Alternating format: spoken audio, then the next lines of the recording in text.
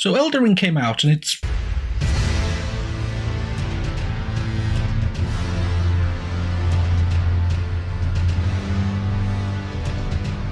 alright. It's taken pretty much everything from the Soulsborne games and just made it better. For the most part. PvP is a bit janky, but then it always is at launch with these games.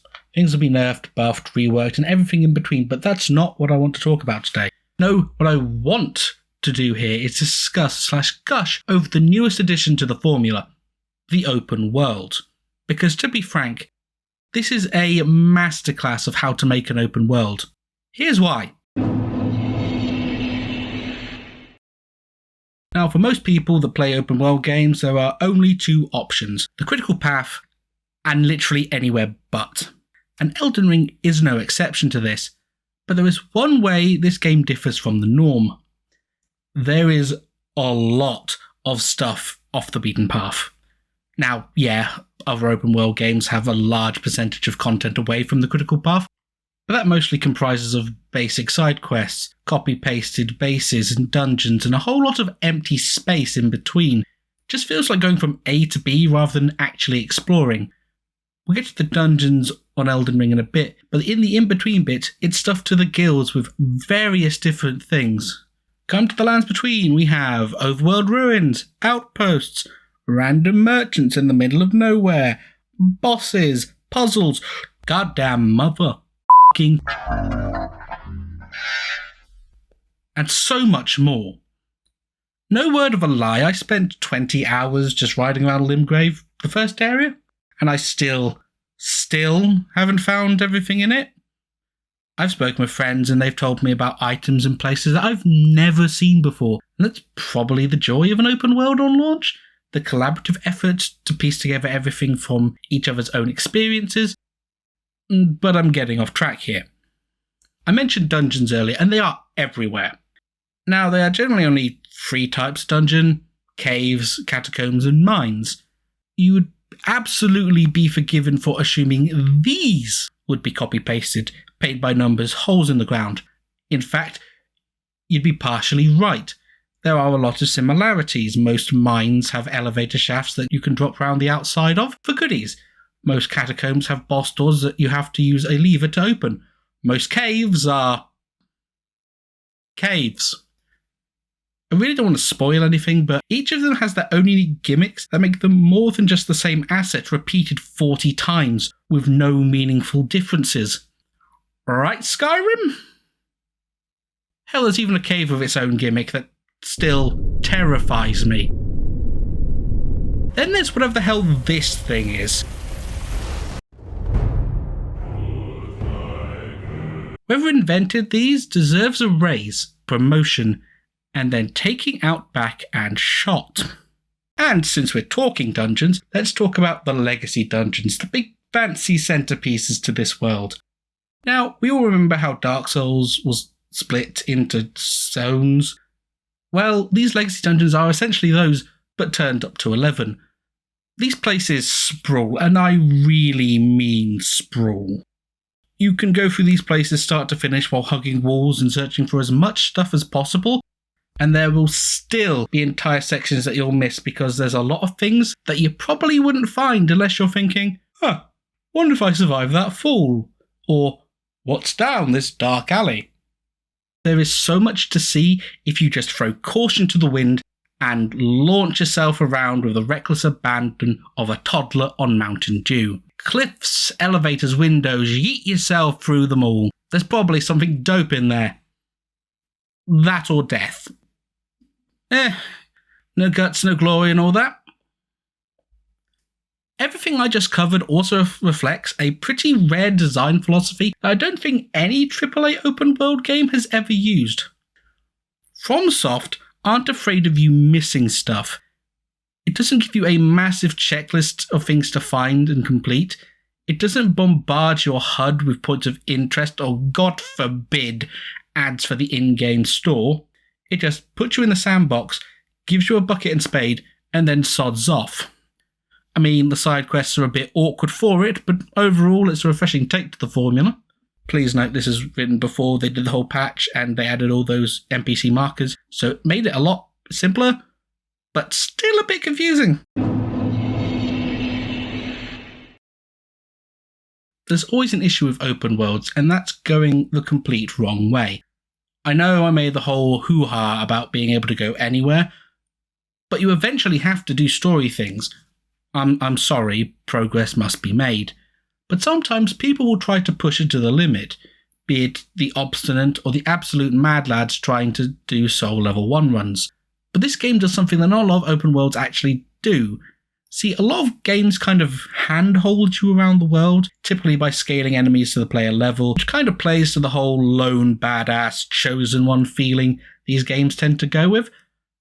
Elden Ring, however, is a FromSoft game. They don't do that here. They want you to face adversity and grow and come out on top through grit, spit, and a whole lot of stab wounds.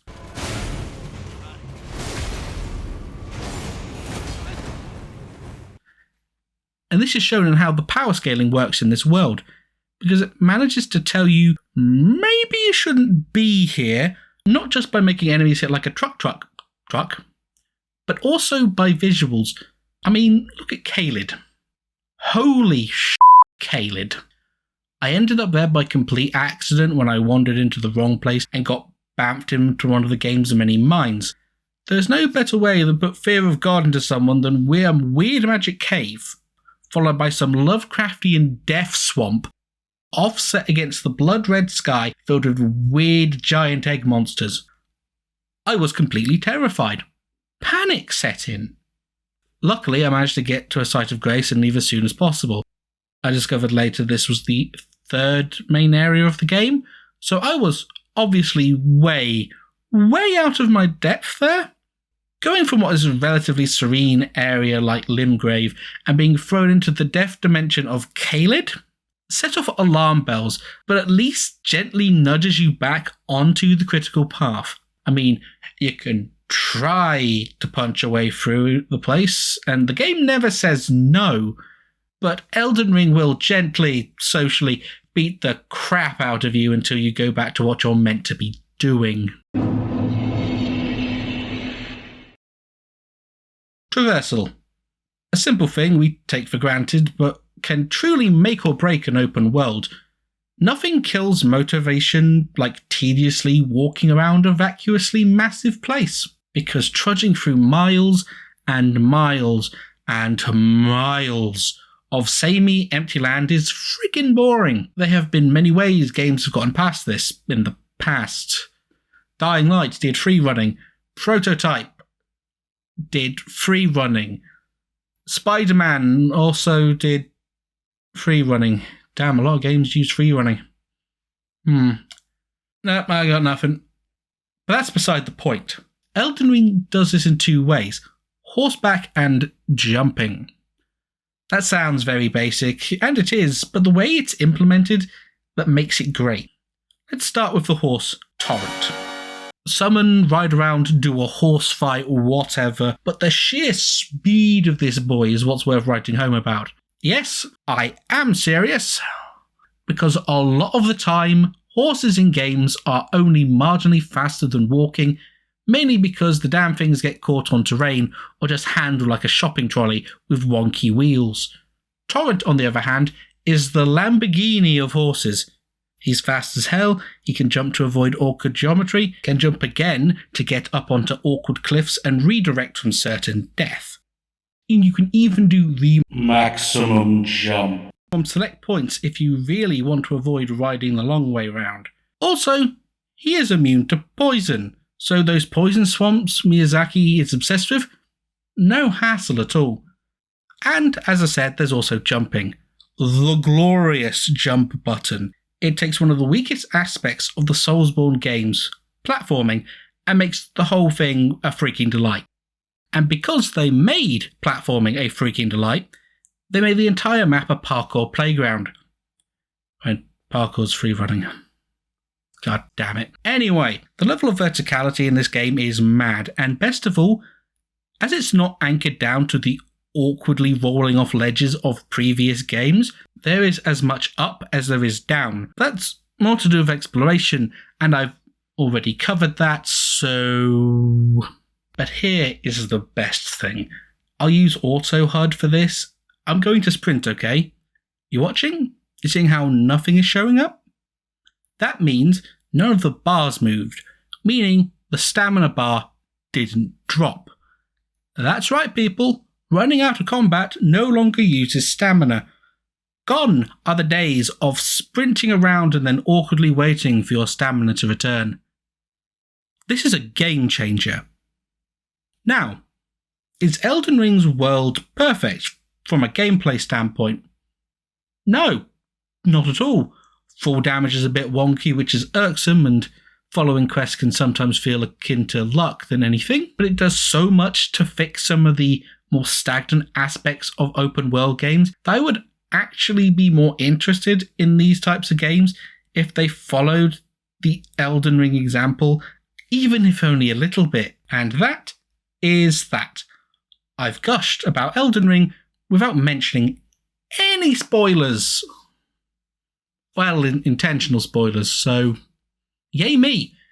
If you enjoyed, please leave a like, comment, maybe even subscribble for more. I have been the Resident Gremlin, and I've got to go play more Elden Ring. Ta-ta!